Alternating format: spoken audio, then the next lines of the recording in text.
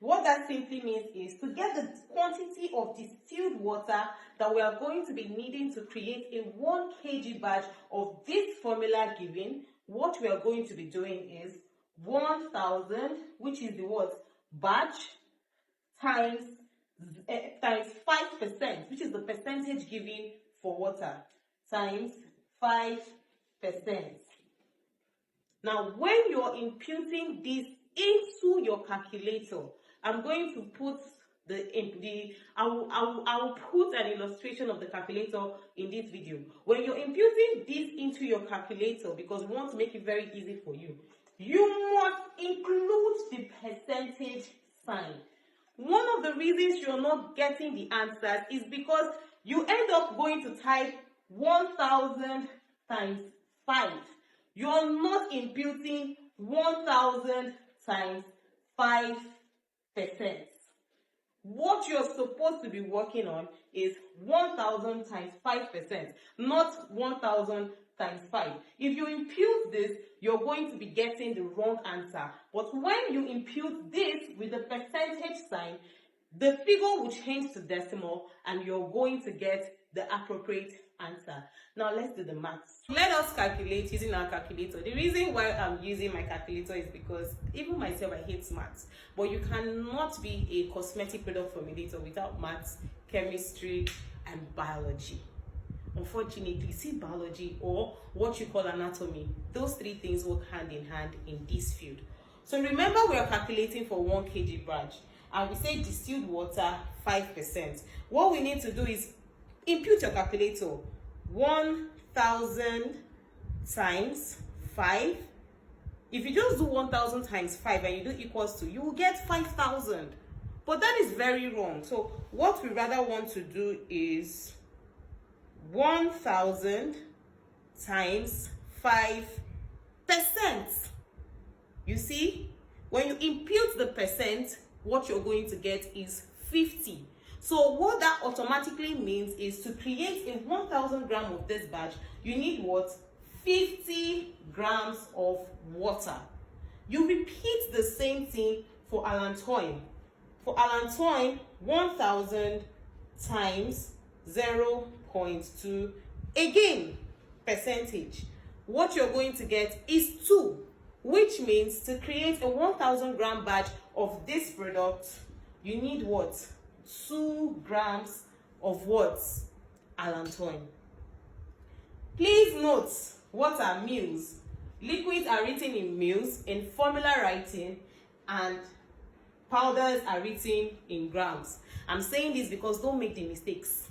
Don't make that mistake, especially if you're coming to our physical classes, even for our online classes. If you make that mistake in your formula writing by apportioning grams to mils in your test or your exams, you're going to lose a point. Exactly. So you're going to repeat the same calculations for all other ingredients given.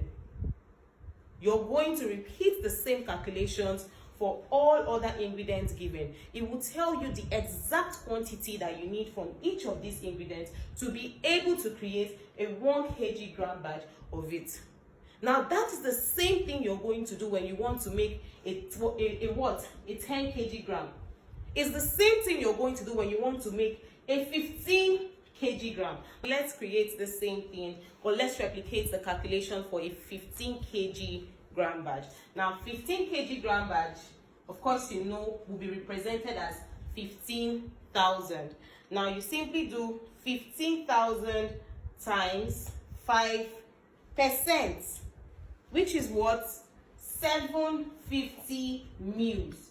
So now you know that to create a 15 kg gram batch of this particular formula, you need a 750 mils of water. Are we following?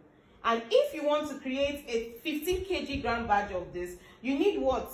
15,000 for allantoin times 0.2%. You need 30 gram batch, 30 grams of allantoin. You need what? 30 grams. And if you continue doing the multiplication across board, you're going to get the exact quantity. Now this is the scalable quantity that when you put on the scale is written in grams, mils, kgs, and what again, ounces. You will never see a scale that will tell you 1 tablespoon. Oh my goodness, sorry.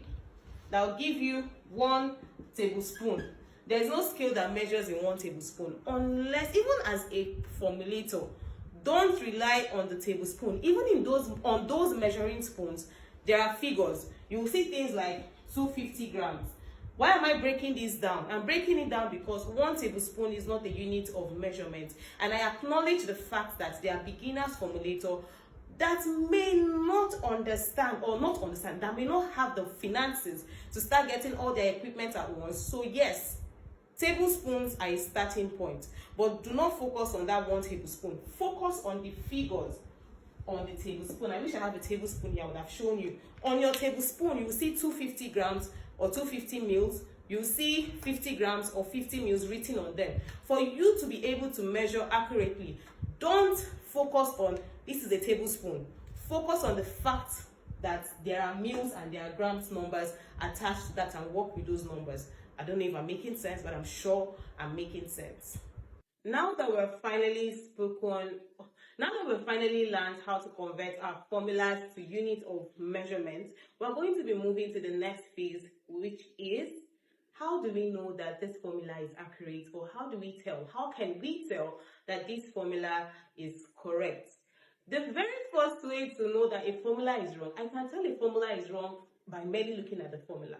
Is first of all, your formula must total 100%.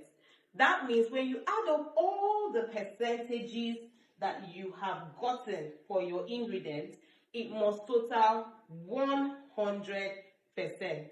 Now, how do you know that you have done the right calculations at the end of your calculations? The only way to know is that when you add up all your answers, when you add up all the answers that you've gotten from calculation, it should give you the batch size. For instance, if you're calculating for 1 kg batch, when you add up all the answers, right, you should get 1,000. If you're calculating for 20 kg batch, when you add up all the answers that you got, it should give you what? 20,000. Now that is how you can tell if indeed you know what you're doing, or if indeed you did the right calculations. I hope you learned something new, and if you already have a fair idea of what we taught today in class, I hope this short tutorial helped advance your knowledge better. Now, if you want to learn anything about cosmetic product formulation or spa, by cosmetics, I mean skincare. You know, people have asked us, is the only skincare you cater to? The answer is no. We cater to skincare, we cater to hair care, we have a lip care class, we have feminine care product class, we have perfumery class, we have scented candles class. We have a whole lot of classes, and the only way you can find out is to click the link on our bio if you're on TikTok, or you click the link on our profile if you're on YouTube. If you're seeing this video on Facebook, I will just put the link on the caption and I'll pin the comments. The same thing goes to Instagram. So this is me saying thank you so much for watching.